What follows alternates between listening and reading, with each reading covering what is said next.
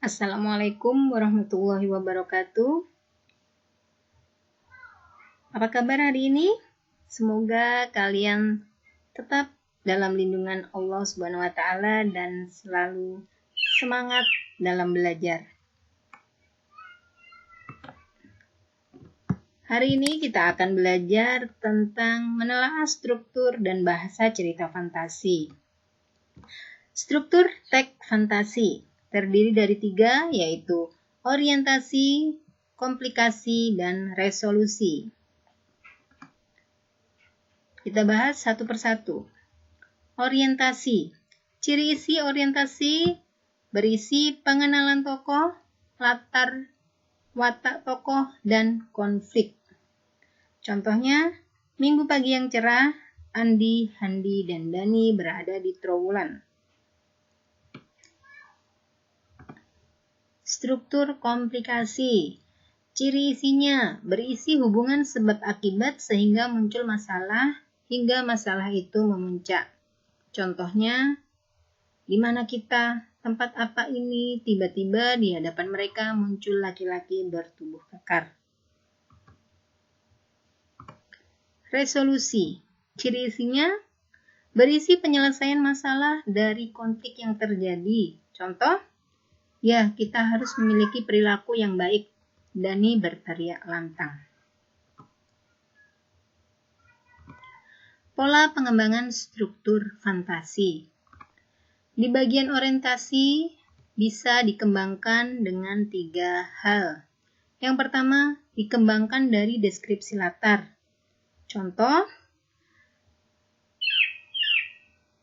3 rumah bergaya kerucut menyambut mataku. Nah, di situ berarti dia mendeskripsikan latar bergaya kerucut, latar rumah ya. Kemudian, dikembangkan dari pengenalan tokoh. Contohnya, gadis itu berhidung mancung. Kemudian, dari itu menunjukkan tokohnya berhidung mancung. Atau gadis cantik itu berhidung mancung. Kemudian, dikembangkan dari pengenalan konflik. Contoh, di cerita yang ada di buku paket, kalau nggak salah berjudul Dimensi Ruang Alfa, itu diawali dengan konflik. Kau harus membawanya kembali, Erza berteriak, kalang kabut. Aku gugup, bingung. Nah, di situ mulai sudah dikenalkan konflik di awal. Jadi langsung dikembangkan dari pengenalan konflik. Lanjut. Pola pengembangan yang berikutnya yaitu bagian komplikasi. Dikembangkan dengan 3 hal juga. Dikembangkan dengan menghadirkan tokoh lain, misalnya tiba-tiba seorang alien yang berukuran lebih besar datang, berarti ada tokoh lain dihadirkan di situ. Kemudian yang kedua dikembangkan dengan mengubah latar. Contohnya, laut yang tadinya tenang dan berwarna biru muda bergelombang berbuih. Gerakan airnya menandakan sedang ada yang terjadi di dunia samudra. Aku harus memeriksa apa yang terjadi. Aku tak ingin melihat warga bumi terluka karena pertempuran samudra. Nah, di situ mengubah latar ya. Kemudian yang ketiga, dikembangkan dengan melompat pada zaman yang berbeda. Contohnya, di tengah saya asik mengamati candi, tiba-tiba bumi berguncang dan blum, saya terdorong ke sebuah tempat kemilau yang serba keemasan. Jadi ini kembali ke masa yang lalu. Sebuah kerajaan megah ada di hadapanku.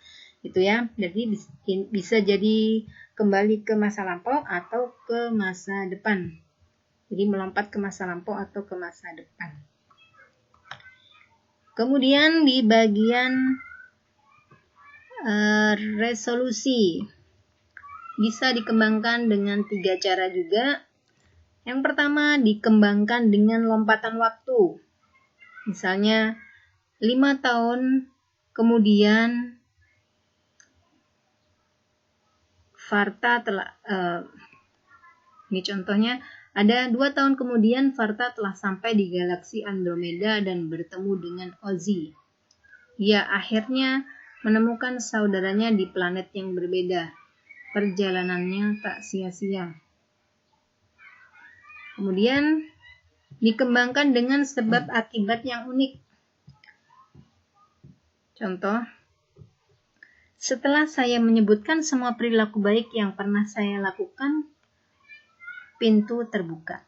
Berarti disebabkan oleh perilaku yang unik. Kemudian dikembangkan dengan surprise atau kejutan.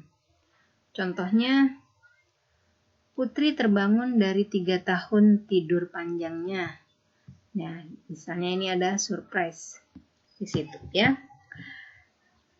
Baik, itu tadi pola pengembangan dari cerita fantasi. Kita lanjut ke materi berikutnya. Ragam alur cerita. Ada 3 macam alur cerita. Yang pertama, diawali dengan pengenalan, kemudian rangkaian kejadian, baik dari kejadian pertama, kemudian dilanjutkan dan kejadian berikutnya, kedua, ketiga, keempat, hingga masalah ini memuncak, kemudian dilanjutkan dengan adanya pemecahan masalah atau resolusi.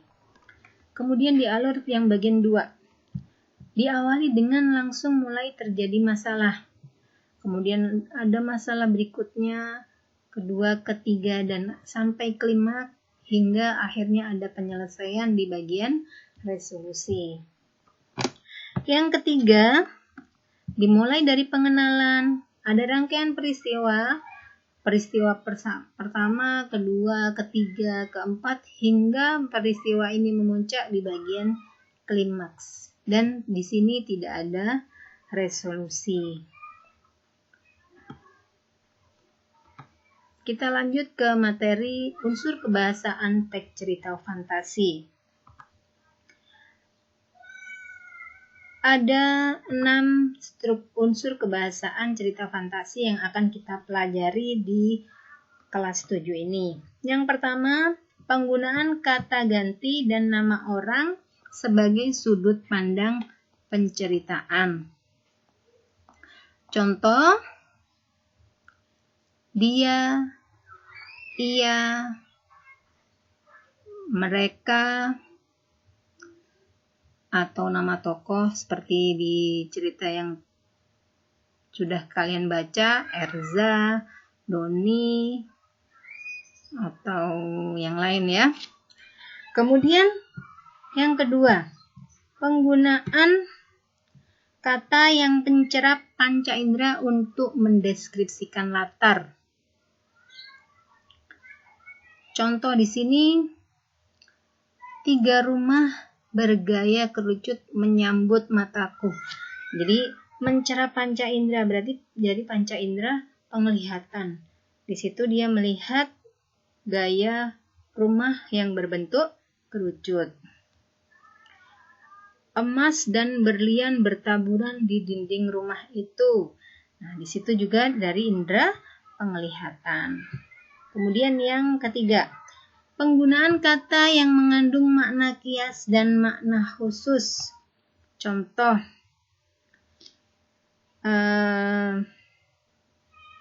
makna kias dan makna khusus, contohnya, alien itu berhidung mancung. Dengan hidungnya yang menjulang, ia mengendus sekeliling. Hidung mancung, kemudian hidung yang menjulang itu menunjukkan ada makna khusus di situ. Kemudian mengendus ada makna kiasan ya. Kemudian yang keempat, penggunaan kata sambung penanda urutan waktu. Contoh, 2 tahun kemudian, 3 tahun kemudian, pada akhirnya itu menunjukkan penanda urutan waktu. Yang kelima, penggunaan kata atau ungkapan keterkejutan. Misalnya ada kalimat yang ditandai dengan kata tiba-tiba, tanpa disadari, di tengah kebahagiaannya datanglah musibah, misalnya begitu ya. Kemudian yang keenam, penggunaan dialog atau kalimat langsung. Dan ini pasti banyak ya. Di dalam cerita pasti ada dialog antara tokoh di situ menggunakan kalimat langsung. Jadi kita akan belajar tentang kalimat langsung dan bagaimana penulisan kalimat langsung. Contohnya yang pernah kita baca tadi, yang mana tadi ya?